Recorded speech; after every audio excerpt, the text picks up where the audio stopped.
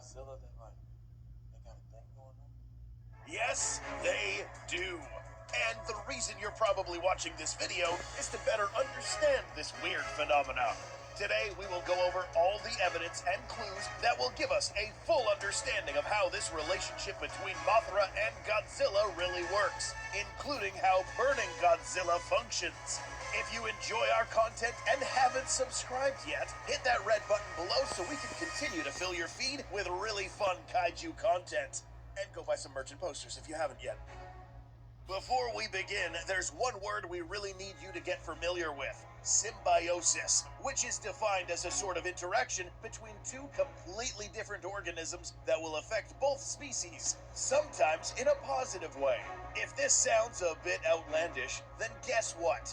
It isn't. Some real-life examples include the beneficial symbiosis between the Nile crocodile and the plover, a bird that provides free dental care to this dude and in return feeds on the leftover flesh. Pilotfish swim dangerously close to sharks, but they're here to feed off of parasites, leaving the sharks squeaky clean and also feeding them at the same time. The point is, there are a lot of even more crazy real-world relationships out there, so having a giant lizard form some sort of mutually beneficial alliance with a super powerful moth isn't really something to be surprised about. And according to the MonsterVerse lore, these two go way back. Number 1. Symbiotic history. Both Godzilla and Mothra are very old kaiju, in their own ways. If you saw our Battle Face-Off video featuring Mothra, you would have learned that this kaiju has the ability to reincarnate and keep the memories of each incarnated Mothra, meaning that over the past millions of years, Mothra and Godzilla have known each other for a very long time, even if Mothra perished repeatedly.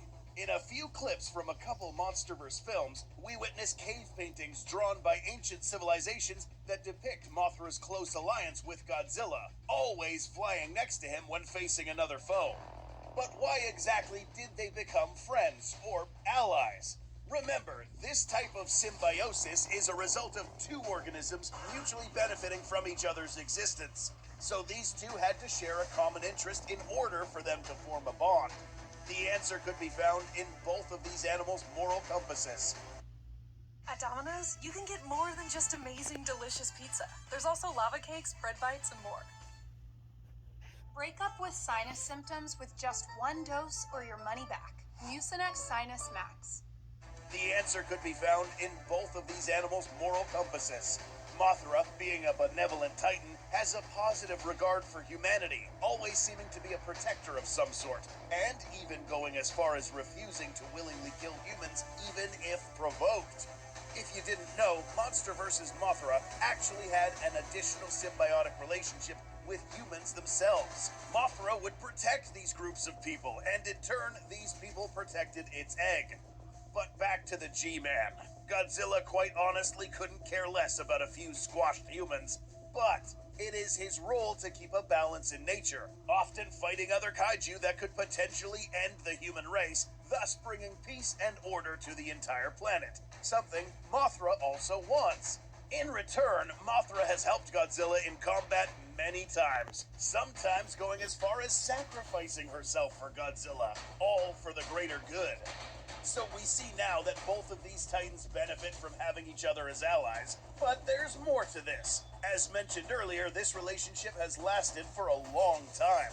So much, in fact, that both of these titans started to develop certain physical traits that further strengthened their bond. Number 2. Shared physical attributes. After millions of years of coexistence, Godzilla and Mothra eventually developed bodily traits that helped them cooperate more effectively. Let's begin with communication.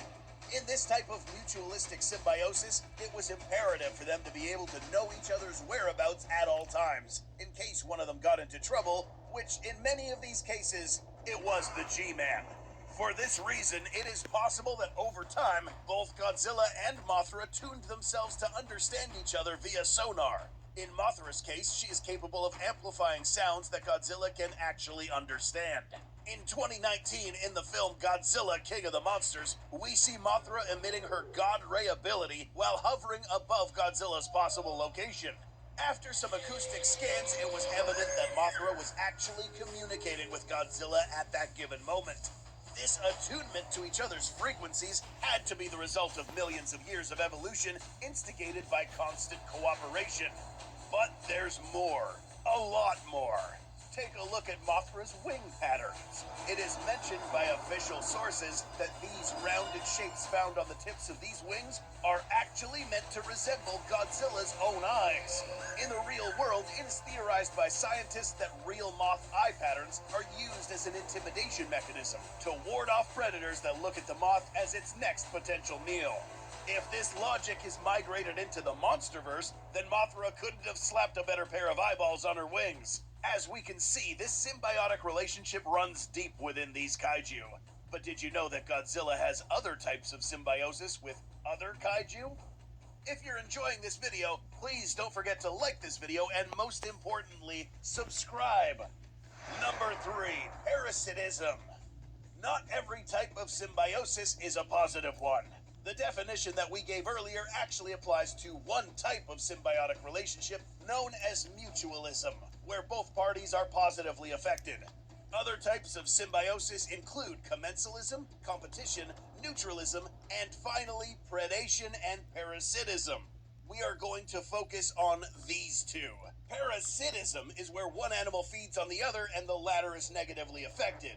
And predation is obviously the relationship between predator and prey, where the predator benefits and the prey, well, it's dead. Sound familiar?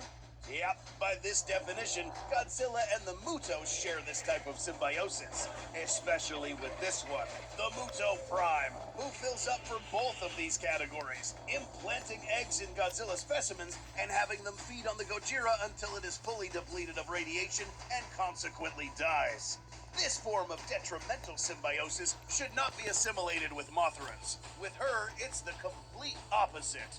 Number 4, the thermonuclear state.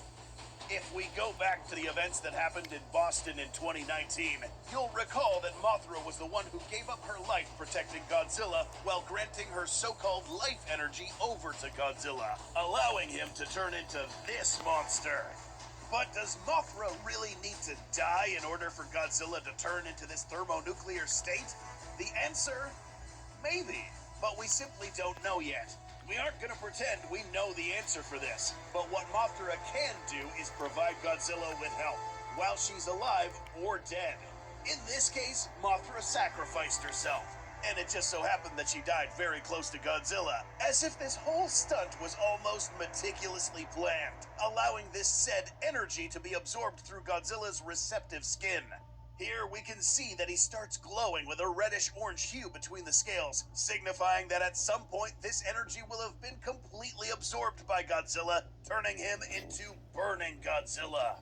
Perhaps the most notable evidence of Godzilla's symbiosis with Mothra can be seen whenever Godzilla emits its most powerful weapon, known as a nuclear pulse. This is a burst of extremely superheated nuclear energy that builds up on the dorsal plates, which is then released on a spherical-shaped radius. It's safe to say that absolutely nothing is completely safe from this explosion.